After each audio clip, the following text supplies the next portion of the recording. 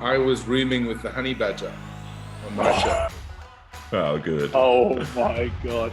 Basically, I was the best roommate of my life. I mean, he talks like that. He talks in phrases. Aussie Cockney.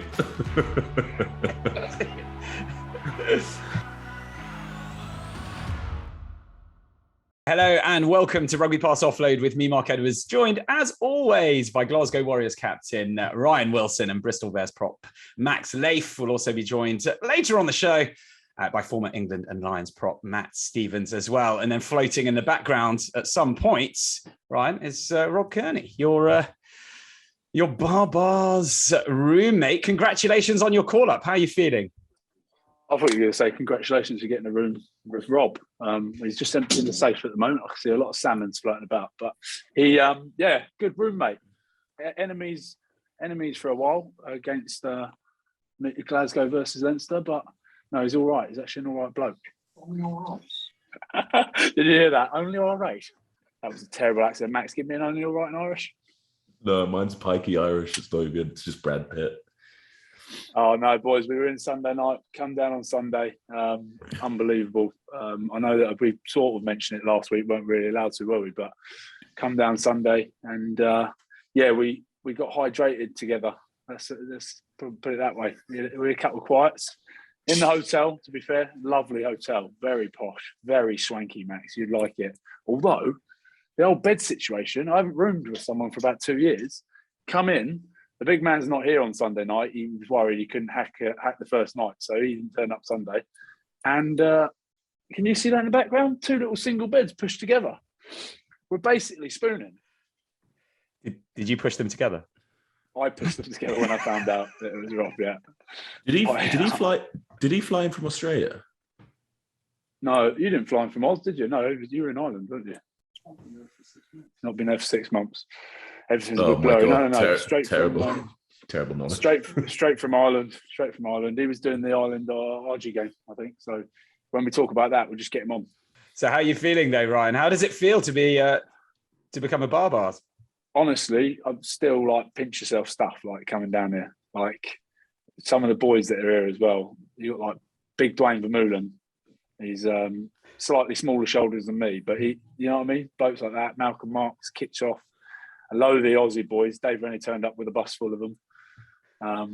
There's some of the Japanese boys. They're funny. Their translator, who's just as funny. RG's, couple Irish, and one massive patriotic Scotsman. I've actually had to start like swinging about a Glaswegian accent because everyone, all they go is that your real accent? Are you English? Oh, no, I'm Scottish, big man. So it's been good though, boys. It's been good. But the old Baroccas have been taking a hammering. I did a boots run as soon as we got here. Do you do the initiation now or further down the week? No, I think I don't know. You're starting to make me worry now, Mark. I don't know. I haven't heard about any initiations, but I'm guessing it will probably be later, like towards the end of the week.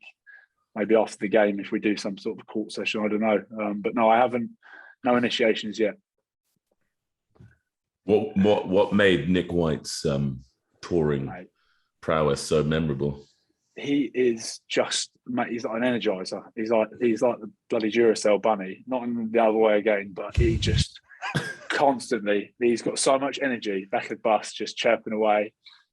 Typical little Aussie. You know what I mean? Beautiful little moustache. Unbelievable tash. Yeah. But he's comedy, man. He's comedy. James O'Connor, a good boy. He likes a few wet ones. Honestly though, boys, I'm still like pinching myself when I'm here, like walking down there, thinking, fucking hell, how am I here? This is crazy. So yeah, chuffed a bit. So you deserve to be there, Ryan. You deserve to be there. Thank you, Max. Absolutely. I just really want to make it to Saturday.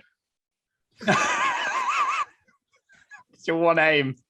Just get on the Big pitch. game Saturday. 2 minutes. Yeah. Oh God, don't you imagine the Samoans want to just absolutely take our heads off as well.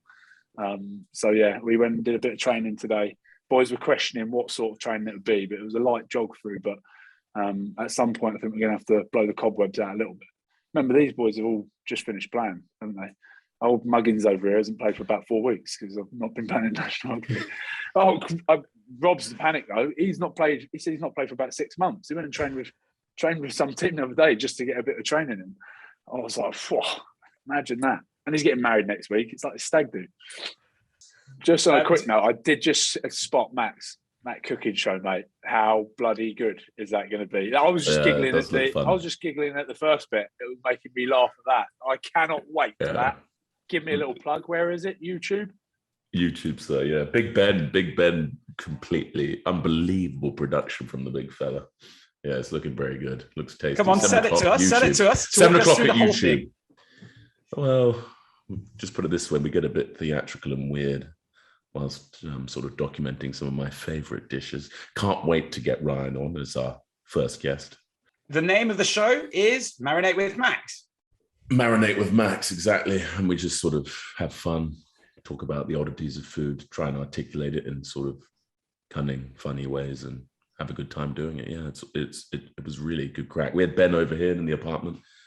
It got strange. We did sort of well, no, I'm not going to ruin it for you. Actually, you're going to watch it, and then we can review it on the next. Yeah, next I agree. I remember when you were doing it because he sent me a photo, and I was like, mate, what is going on there? I'm pretty sure you were naked or half naked at least. And he was like, crack. I'm just at Max's house at the moment. I was like, okay, I won't ask anymore. Mate, how much coriander do you go through? Because I've watched you cook before, and holy heck, the man can put coriander on food. Mate, I love cilantro. Yeah, cilantro. I love cilantro. No, because I think it's a key garnish. And I love South East Asian cuisine. Like, it's a big thing, and cilantro is such a crucial ingredient in so many of their amazing concoctions. Exactly. Here he is. Hello, mate. Oh, he's back. How the devil are you? Are you half cut? Are you on a barbell tour? I am, big fella. I am. I can't believe it. I was just telling How are you even alive? How can you do this? I'm barely alive. I'll be honest. I'm barely alive. But you just have to keep going. You've just got to be a man about it and keep going. Absolutely. Mate, How good is it? Have you done a couple? Just one. Where were you in yours? London. Yeah. No, it's because a couple of the boys were telling me they did one where they went to Rio and played Brazil. I was like, oh, what? A minute. Yeah. Not that long ago either. Yeah. Yeah, I've played against the Barbarians a few times, but only played for them once, and it's epic, right? Yeah. Well, I haven't played yet. I've got to make it to game day. That's the worry. I've got to make it to game day, but it's it's been eventful so far. It was made for me. So let's just that was an institution created for Matt Stevens. Let's just quickly. We've got Matt joined us in. Matt Stevens, former England and Lions prop, and an alumni of the Barbars institution. Talk us a bit through your experience that Ryan is living at the moment. Oh, wow. Yeah, so it's the complete antithesis of professional rugby. And I don't know how it works, but somehow it does. And everyone kind of gets thrown together from across the world, and you don't really train that much. You don't really do any training at all. I mean, there's some kind of I don't know what it's like now, Ryan, but there's a little bit of kind of gentle touch rugby, and generally to sweat off your hangover from the night before. The training's slightly lower level than what Pat Lam will be putting you through this week, Max. It's not the highest intensity of training, but at some point I'll have to do a little bit more because you've got to remember I've got to go back to Glasgow and play next week, whereas these boys will be off on a jolly. And they've picked the best athletes in the world for this particular Barbarians game. So exactly, I was rooming with the honey badger on my show. Oh, good. Oh my God. Basically, I was the best roommate of my life. I mean, he talks like that. He talks in phrases. Aussie Cockney. We're like bent over double, laughing hysterically. But yeah, it was an amazing game. We played the Aussies. They beat us in the end, but it was one of those end-to-end barbarians matches that was, epic. We were at one point close to winning, and they did come back and beat us. But yeah, it was that sprawling rugby that everyone loves so much. I'm being told off, firstly, and I'm being told that we've got to go and do a bit of rugby. So let's just jump in with the incredible rugby that was over the weekend. Let's talk about England, South Africa, and Marcus Smith keeping his nerve to land a last gasp penalty and giving England the win. It was an enthralling game at Twickenham. Matt, an amazing match, could have gone either way. How impressed were you by England? I think it was good. The way they played, their ability to stop the set piece early on was impressive. Getting over the gain line, I thought, the Springboks came back and did the same thing to them throughout. It was one of those games that was just this arm wrestle, but it was beautiful to watch. Back and forth across the pitch, you just saw this fight for the gain line, and that kind of rugby, relatively high scoring for a test match, or at least there was some great open play. So yeah, it was great to see, and I was ecstatic, because I've been taking a lot of shit the last month or so. As Matt just touched upon, Max, a lot of the talk in the build-up, the dominance of the box forwards, the bomb squad, and set pieces, but they did come off worse in the early exchanges before reasserting themselves. Were you a bit surprised?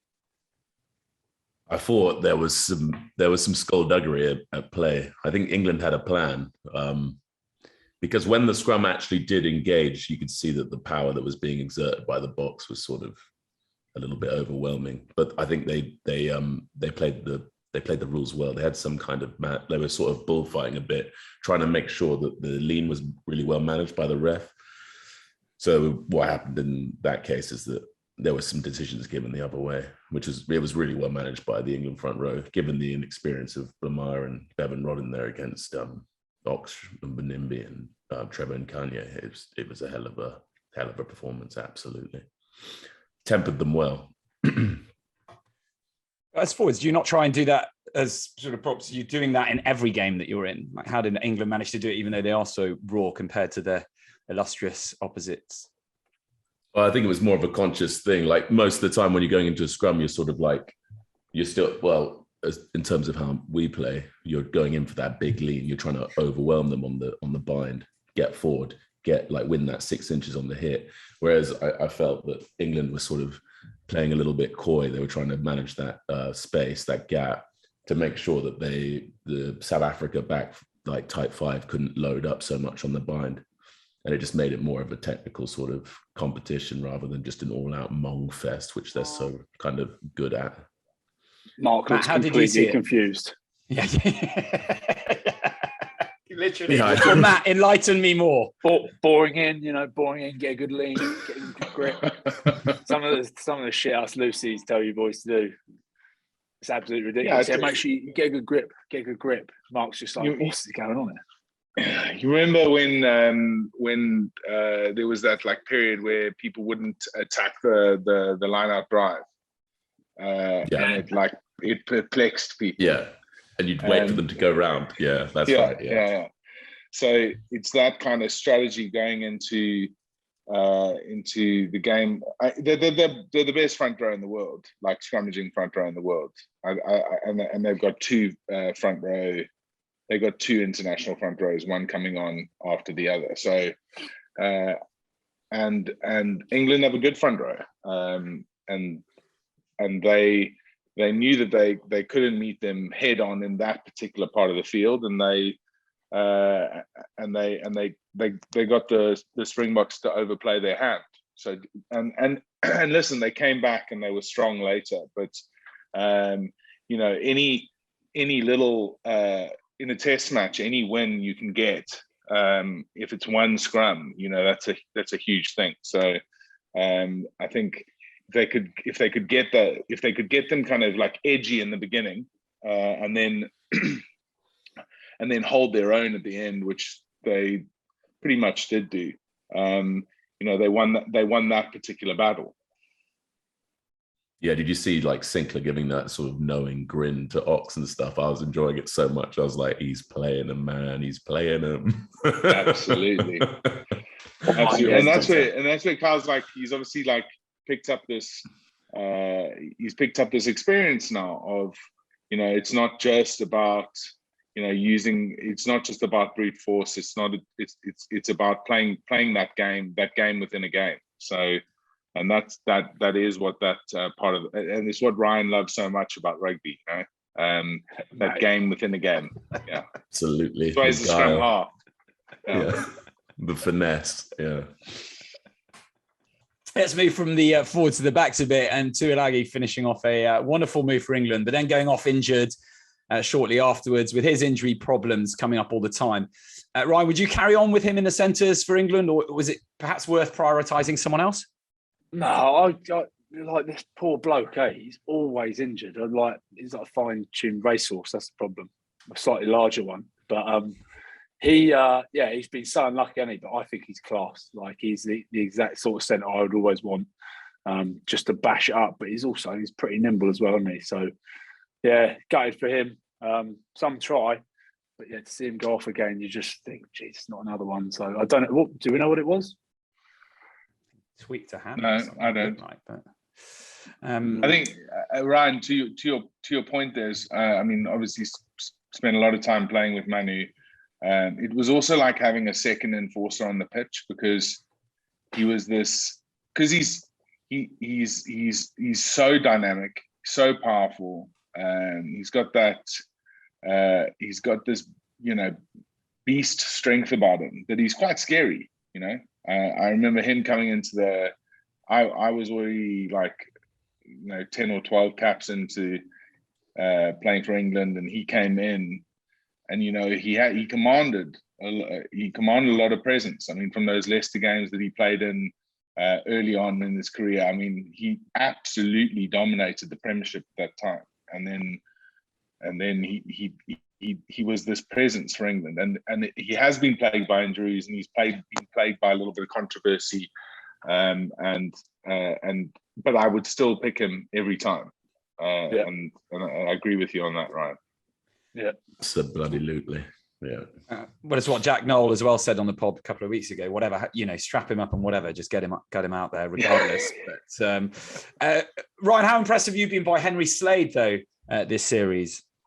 Yeah, again, silk, isn't he? He's just like a smooth-looking fella. But again, you've got that option of his boot as well. If you've got a player that can kick, you've got two either side of that scrum. You've got two people being able to put it in. With all this new stuff with the 50-22s and all that stuff going on now, you need another set of feet to put the ball in behind. So he's been good at that. But again, just his running lines, the way he attacks the line, him matched with someone like Manu Tuilagi.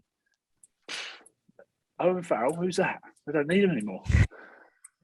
Do they? You love Faz, don't you? Kick him while he's down, eh? Best kick him while he's down. Well, actually, Matt, thoughts on that, with England looking so dangerous in attack since Ryan's best friend Farrell's absence? If he was back fully fit, would he make your starting 15? Oh, thanks, mate. Max, you want to answer that? That is a loaded one, isn't it? Oh, that's difficult. That's so hard. It depends what you're going for. Thing with Slade, yeah, I'm with you. It's tough. I think if Manu's fit and Slade are fit, Marcus Smith offers a more positive sort of brand of rugby. But man, it's hard to get away from Faz. We're talking about he's won everything except the sort of the World Cup. He's the man. He's achieved so much so far, and I think he brings a lot to that culture as well. I'm so on the fence on this, guys, as well, but I'm trying to be diplomatic. Yeah. No, sure. And I think you're right on that point. Aha, Rob. Hello, Matty. How are you, buddy? Are you well? Good, mate. How are you? Sorry for interrupting that very, very important. Thank fuck for your segue. You came in at the right time, Con. You came in at the right time. Honestly, Rob. it's always been a dream to be on this show. Oh, Rob, tell me. What's it called again? Piss off, man. Oh, no, Rob, Faz or Marcus Smith, go. I play Marcus at 10, Faz at 12. Oh, but you'd definitely have Faz in the team, in the starting lineup. Yeah, okay. Well, there we go, ladies and gents. There we go. There's a man who knows his. Yeah, exactly. He knows his. Legend of the game. He's called it. We don't actually have to make a decision. We can sit on the fence, and it's fine. So, this is the brains trust of rugby here. My favorite place ever talking about rugby or analysing it is right on top of the fence, never putting one leg either side into the ditch. It's the only place to be, on the fence. Very smart man. Very smart man. Absolutely. You're looking good, Rob. As are you. This roomie is trying to wear me down. I've had some bad roomies in my time, but holy Christ. Mate, come on. You're a pig. Drop me out. Listen, are you anyone that knows you must think is a pig. I've never ever seen such a neat person in my life. Great chatting to you, fellas. Great to chat to you, Rob. Cheers, It's been a pleasure, Rob. Love you, man. Love you, man. That was outstanding, Rob. Rob Carney. Don't have too many before I come. Joe Biden's cousin. What a wonderful addition, and great to have him on his favourite podcast. What a man, eh? What a man. Hey. Oh, yeah. Sorry, boys. I'm a little bit giddy now, guys. Hey, Rob Carney. And one last talking point from that game was the South Africa captain Siya Kolisi's yellow card in the last 10 minutes of the match for taking a man out in the air. Do we think it was the right decision? It's divided a lot of opinion. South African media, perhaps predictably, thought it was a shocking decision. Thoughts, Max, first up? I thought he was honestly going for the ball, and he didn't look once at the man. I felt bad for him. But these laws are always changing, so I don't know what the framework is like for it now. But I always assume that if someone's fairly trying to play the ball, you're not in danger. But I thought it would just be a penalty. But in my I would have been like penalty. But I thought it was a harsh yellow, for me anyway. The famous moment in last week's pod when Max, Ryan and Brian Habana all unanimously called the France-New Zealand game completely incorrectly. France's stunning 40-25 victory over the All Blacks. It's true, right? I mean, I don't think anyone saw it coming, did they? I don't know why. France are incredible, but why did we write them off, Max? What's wrong with us? I think I'm going to put it down to a very grueling schedule for the Southern Hemisphere nations at the moment. I'm going to put it down to that now. Fatigue's set in, lads. Maybe that was it. But it's always that like cliche, right? If anyone's going to do it, the French are going to do it to the All Blacks. Yeah, absolutely. Yeah. It's weird how they do that. I don't know what it is. France being 24-6 up at half time. And then 3 tries in 12 minutes after the interval saw the All Blacks cutting France's lead to 2 points. You're thinking, here we go again. But let's talk about the most outrageous audacity from Romain and Tamak running the ball back from behind the try line, ending up with Adi Sarver being sin-binned in the 63rd minute. I mean, what the balls on that boy? Unbelievable. Unreal. That's what I mean. So like French. Moments like that in that game. You're just like, no, surely not. Like imagine being in the crowd at that point when he takes off. Everyone going absolutely mental on their feet. Yeah. Oh, so good, eh? And they are impossible to beat when they got their back, when they've got that like back up under them. You know, when they feel like the crowd's behind them. I mean, you played in those games in France in the like in Toulouse or Toulon, or when they really get going. They are super difficult to beat. Yeah, the emotional investment gets real, and they just run like crazy patriotic French demons at you. It's mad, isn't it? You can feel it. You're like, oh my God. And the crowd gets weird. And then you're like getting spat on in the tunnel. You're like, oh, this is fun. I want to be here. I want to play against this lot. Oh, French rugby, man. Woo! Let's talk about another incredible player, Antoine Dupont. Is he your World Rugby Player of the Year, Matt? Yeah, I mean, he's a phenom, right? And I have to say, I haven't watched enough of the French team to make that call. So I passed it on to one of the other guys. But from the games I've watched, he seems to have everything. And I don't want to I don't want to overplay my hand here, but yeah, I mean, he seems to be that one or two in a generation coming through. So incredible. Offload to the boys.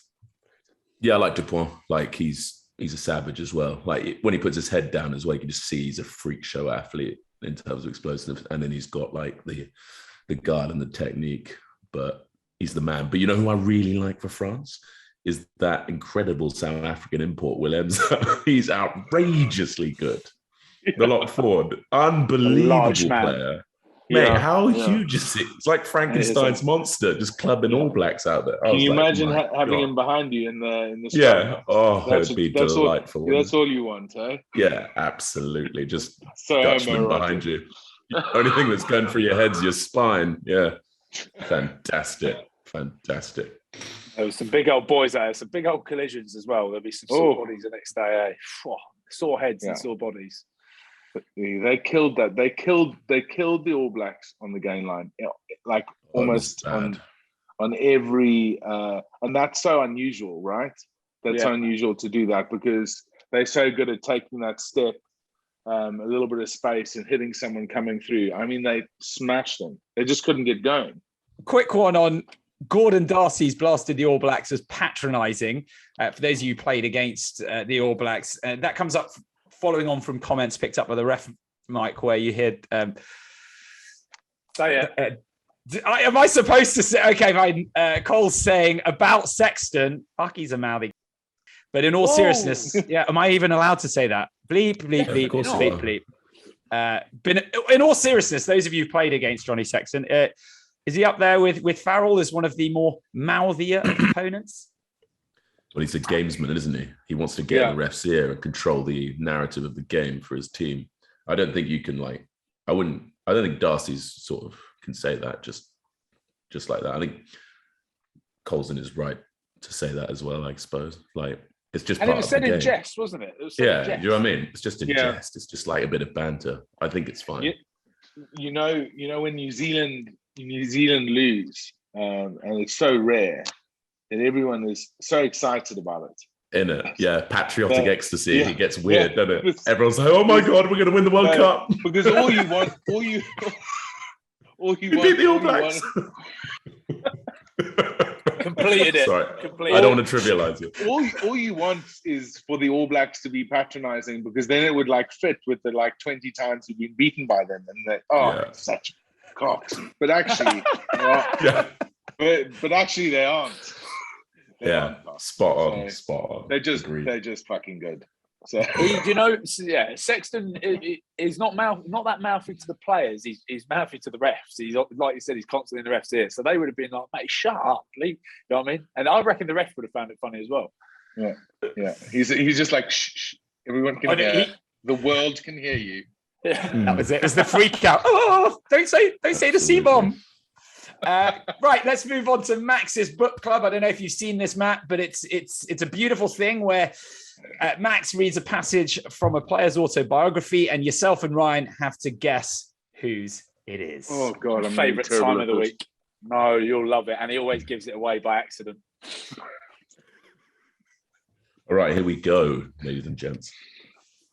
One thing's totally clear in my mind: we cannot, must not, dare not lose to the barbarians. It's not that they don't have good players, because they have some great ones.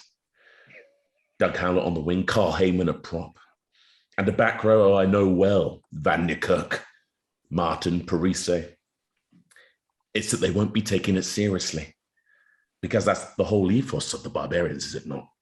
5-star hotels, all expenses paid, out on the piss, day and night. and $5,000 at the end of it. My God. What? That's why I'll never play for them, because for someone like me, it's a lose-lose proposition. What a loser. Sorry. If I go with tradition and drink a lot when I so rarely drink, I'll play terribly. And it'll be bad for my reputation if I prepare well, as I do for every match I play. Everyone will think I'm a shit bloke and boring. Sorry, bro.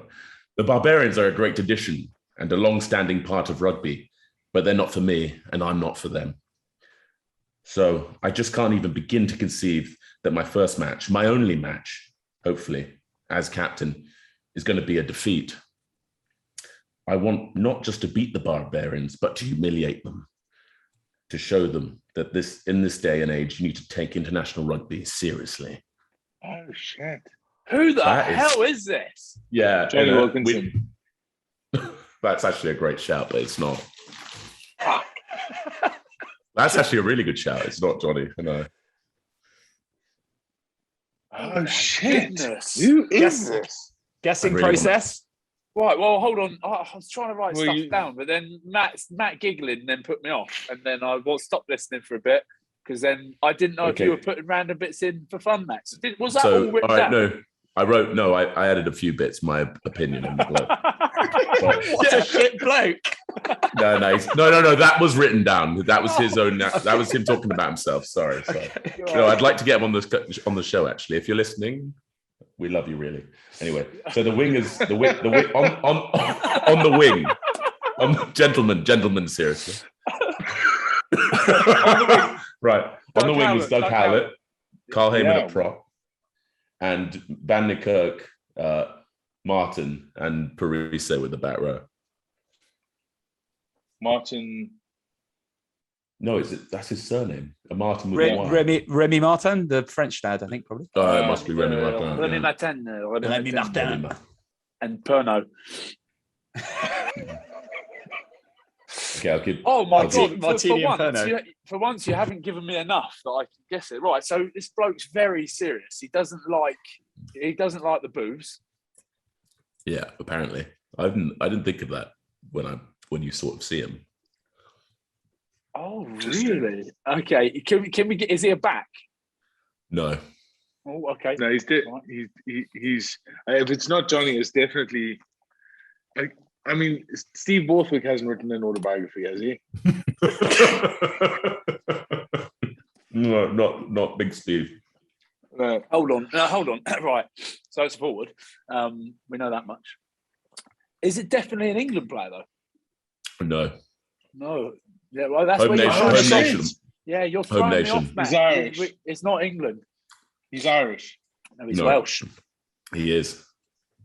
Oh, I know who it is.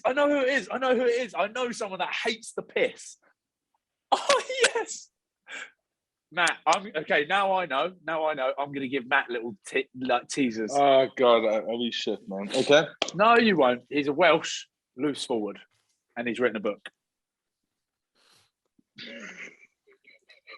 And he is. But is that like is he won a prize or? He's a British and Irish line. Unbelievable career. No. Unbelievable career, and he doesn't like drinking. And he tried to get the boys to give up booze on a tour once, and said, "If you boys give up booze on the tour, I'll give up chocolate." Is that a true story? That's a true story. What a great. My God. And that is a true story. So, Matt Stevens, who is it? He's a Puritan. You're gonna embarrass me now. I can't. And I probably played on the same tour with him. Yes. Because it's that era. Warb. 7. He's a 7. Out and out 7. All day long 7. Yeah. He's Welsh. And he's a really Welsh man. good. And you know now. You see, I told you I was going to be crap at this. And his Tell name me that. it begins with an S. Sam. Oh, well, of course. Correct. Of course. That's he. That Right, was you the got main that easy. thing. Fuck, of course. Oh. I had no idea Aren't you? that he was like that. No, yeah. Doesn't touch But he's it. nice about it. Yeah, he's not like, fair play. That's No, and they did. The Welsh team did all. I mean, there are a lot of the guys who did give up booze for a long period, didn't they? Well, I don't know, but that doesn't sound like a fair trade to me. No. Boys, we're going on tour. You all give up beers. drinking. No beers for you. And I'll have no chocolate. And I'll give up chocolate. Mate, that's not a fair trade. Oh, funny. Perfect. So can you like please Captain announce who it America. is, Matt? Give us Sam Warburton. There we go. There we go. See, Well, and we can edit that bit out, by the way, Matt. So it looks like you got it straight away. So don't worry. Brilliant. You're welcome. Wow, you got that so easy. wow. That was incredible. Yeah. He was only halfway through the story. Nice. Right. So, former Wales captain Sam Warburton. Let's move on to Wales versus Australia. And Reece Priestland kicking the winning points the last kick of the game for Wales to beat Australia. Third successive victory against the Wallabies. Another great game, but almost ruined by Rob Valentini's red card after 15 minutes. Max, take us through the incident for those who didn't see it, and then whether you thought it was the right call. So Adam Beard's taken the carry. Bear in mind, Adam Beard is probably the tallest man in rugby on the international scene at this point, and in the world. Valentini in the world. And Valentini has essentially just smoked him, head clash, wrong head on the wrong side of it, and he's done some damage and he's been carded for it. There's a lot of controversy here, but I thought it was. I think they're going strictly by the framework. The critics, they're like, it's shoulder-to-shoulder contact first. But man, he's absolutely opened him up like a tin of beans with his dome. I just can't see how you can sympathize with him. It was a bad shot, in my opinion. I think he gets knocked out. Or there's definitely some kind of cognitive decline there. He's got a brain like Swiss cheese. Mate, you can't be wearing too many of those in your career. As much as we'd like to say, yeah, I do that for a living. No, you can't take too many of those. I've been on fire today, by the way. Unbelievable. Yeah. Agreed? I think that's I a can red. listen to you all night long. Oh, cheers, Matthew. I appreciate that from a man of your caliber. Boys, I don't think it's red. Why? What are you saying on that? I just think it's an unfortunate contact. But Ryan, what they're trying to do is stop people. Bring the tackle height. Yeah, and the only way you can do that is over sanction until it stops happening. So you have to be pedantic about it. I know. It's definitely a yellow. It's definitely a yellow. Right. I'll give him a yellow, right? I'll give him a yellow because I say, listen, that was a bit silly, wasn't it? Even though, again, these are all my mates now, the Aussies. I'll give him a yellow, right? But honestly, it's like the choke tackle. That's what's making this happen. Because a choke tackle, you go in high and you try and pick them up and you try and keep them. So that's what you do when you come to a choke tackle. It's just because it's a faster collision. It's just caught it in the wrong way. It's not shoulder to head. It's head to head. It's a bad collision, and I hope he's okay. So it's not a red. It's a yellow. I don't think it's a red. I think it's a yellow card. Yeah. Okay. Yeah. No, I think it's a rugby collision. Do you want to see it again, Matt? The thing is, it's not even that, but he's got time to make a good shot there. He's looking at him. He's seen him get the ball. He's got time to make a better shot. He can do it legally. He can get low. He can get his head on the right side. That's my issue with it. It's not like it's at the line. He's making a last second adjustment to hit the guy. Do you know what I mean? 100%. But if you're trying to do these choke tackles where you hit someone and try, I know what you mean. And he's on the floor. That's how you go in. You go. But that's not what he's doing. I don't think he's doing that, bro. I know, but he's going to total the guy. Yeah, he's gone for a smash and bro. You know what I'm saying? It's a bad collision. I hope everyone involved was okay, but that's not real. You're a purist, aren't you? Rise and old schooler to the day he dies. That's getting done to me. I'm going, ref, just give me yellow. Just give me yellow. Just trying to keep your brain in your skull pan. Yeah. Yeah. So, there we are. He's got a big old head of hair, so Valentini, so it should have softened the blow. Ryan, your old coach Dave Rennie's come out and said the decision making by the referee was absolutely horrendous. Not talking about that incident in particular, but he said Curtly Beale getting a yellow card for something the Welsh did, and they're not getting punished for a try that they got. Have you spoken with Dave since he's been over here? Is he the kind of guy to get pissed off with refs? He usually wouldn't come out and say it like that, especially after all the Rassie Erasmus stuff. I did say to him, "Can't rents," but he probably wouldn't say it to the refs or go out and do it. So he obviously felt quite strongly about it. I don't think the fact that the forwards coach here is the Welsh forwards coach, and so they were having to come into camp together as well. So that probably didn't help the matter because they've been going at each other for the last couple of days. So yeah, it's I don't know what to say about it. I'm in a tricky situation here. The Scottish ref as well. You got too my many hands friends, aside. too many allegiances. Max, Wayne Pivac's young Wales side have looked attractive at times during the series, but who's really impressed you most for the men in red? I reckon Ellis Jenkins and Tane Basham, those two have been outstanding. Big fan of both of them. Wales have a strange depth from back row, like just so many good, like talented ball players. But yeah, definitely those two for me. Boys, as you will have seen at the weekend, there was a red card for Lavanini, the Pumas player, becoming the first player in rugby history to have 3 red cards in international career. Thoughts on it? It's a kind of classic. Oh, absolutely disgraceful. I'm telling you now, that's a red card. I'm not gonna beat about the bush with this one, boys. That is a red card, and that deserves a big old ban. I don't often agree with old mate Peter O'Mahony, but that is dirtbag. Yeah, I think he's intentionally trying to hurt the player. He's on his knees. He goes, for the head, neck area of the body. He's aiming at it. It's like prison yard rules. Disgusting, really. So, yeah, he deserves to have the kitchen sink thrown at him. I just watched it again. Really bad. I'd watch and also listen to the sound because you hear the player go, ooh, like there's a real intake of breath. And Omani, you hear it's picked up on the ref's mic. He says, "That's a fucking red. You're a scumbag. Hard man, aren't you? That's very unlike you, isn't it?" Matt, did you play against anyone similar to Lavanini? You played with someone. Yeah. You played with one of the great ones.